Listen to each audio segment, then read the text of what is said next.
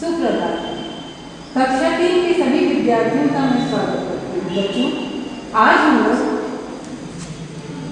Hindi second से पाठ 15 चंद्रबस्ती की सैर पढ़ेंगे। यह एक विज्ञान कथा है। आप अपनी पाठ्य पुस्तक का पेज नंबर 92 खोलिए और ध्यान से देखिए। इस विज्ञान कथा में लेखक ने कुछ बच्चों एवं उनके माता पिता को चंद्रबस्ती की सैर कराई है। कहानी काल्पनिक है, किंतु अंतरिक्ष यात्रा से संबंधित कुछ तथ्यों की सामान्य एवं रोचक जानकारी दी गई है। चलिए ध्यान से देखिए बच्चों। यह एक काल्पनिक कथा है, कल्पना द्वारा बनाई है। जैसे हम कोई चीज कल्पना करते हैं, इमेजिन करते हैं ना, ये हो जाए तो ऐसा हो जाएगा, है ना। इस तरीके से कुछ बच्चे जब सोच रहे थे कि काश चंद्रमा हो जाता, तो इसको कल्पना करके इमेजिन करके इस कथा को बनाया गया।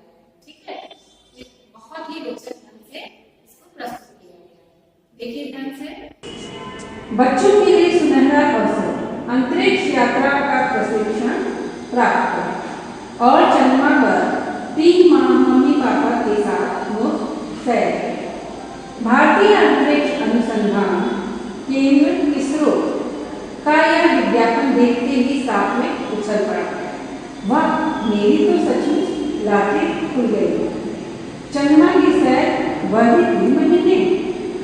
बच्चों, इस कहानी में सात्विक नाम का एक लड़का है जो कि एक विज्ञापन देखता है जिसमें लिखा होता है कि चंद्रमा पर 3 माह मम्मी पापा के साथ मुफ्त में सैर करें। तो वह बहुत खुश हो जाता है। सात्विक जाने कब से चंद्रमा पर जाने का सपना देखता है। वो पहले से ही सोचता था कि काश मैं चंद्रमा पर जाता। अब इससे बढ़िया मौका भला और क्या हो सकता है। सात्विक ने झटपट संगीत को फोन मिलाया। संगीत,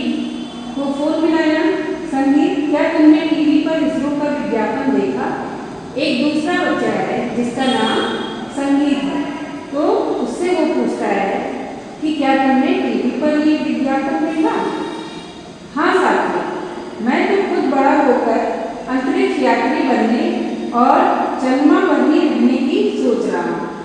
संगीत नाम का एक लड़का जो उसका मित्र होता है, उससे वो फोन करके पूछता है कि क्या तुमने टीवी पर विज्ञापन देखा है?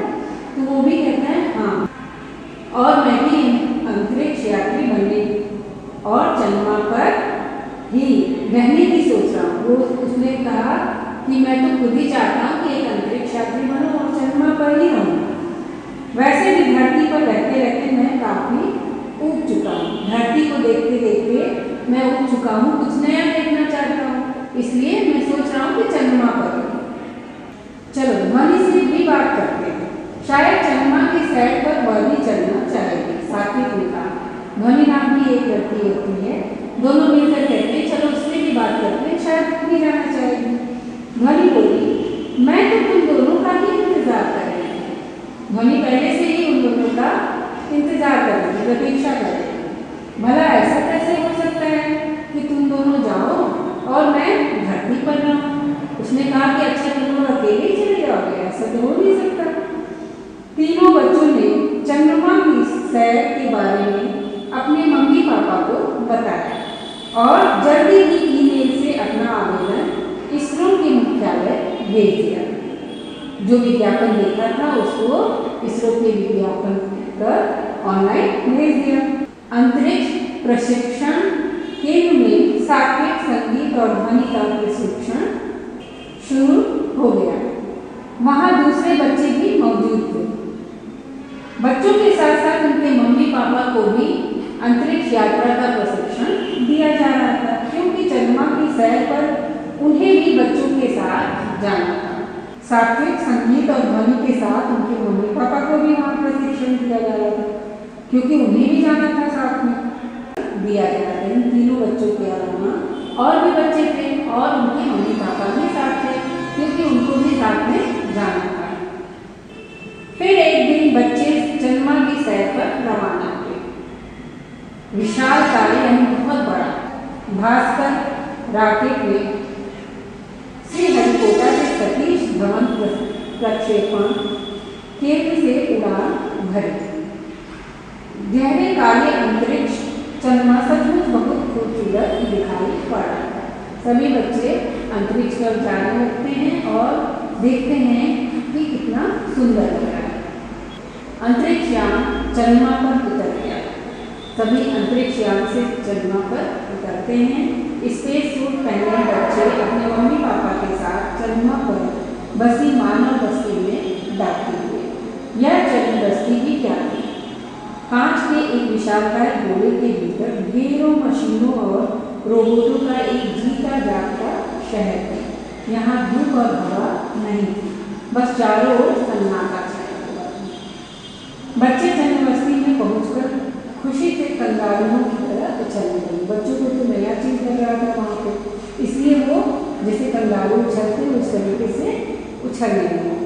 तभी उनके ईयरफोन पर संदेश गूंजा, बच्चों शैतानी बंद। जब बच्चे उछलने लगते हैं तो उनको एक संदेश दिया जाता है कि शैतानी बंद कर, चुपचाप अपने कमरे में पहुंचो और ध्यान रहे कमरे की बाहर जरूरत पड़ने पर बस मम्मी पापा के साथ ही निकला जा सकता है, अकेले नहीं निकला जा सकता। बेचारे बच्चे, उनके सारे उत्साह पर पानी गिर गया।